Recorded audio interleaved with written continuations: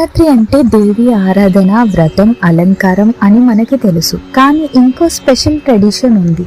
ప్రతిరోజు భక్తులు ఒక స్పెసిఫిక్ కలర్ వేసుకుంటారు. ఈ ట్రెడిషన్ ఎందుకు స్టార్ట్ అయింది అంటే నవరాత్రిలో 9 డేస్ ప్రతిరోజు 9 దేవి ఫామ్స్ని ఆరాధిస్తారు. ప్రతి ఫామ్కి ఒక స్పెషల్ శక్తి, ఒక స్పెషల్ స్వభావం ఉంటుంది. ఆ శక్తికి ఒక కలర్ సింబల్గా ఉంటుంది.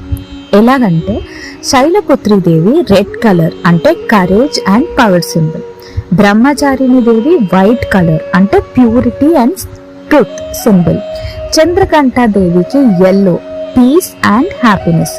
ఇలా 9 డేస్ 9 కలర్స్.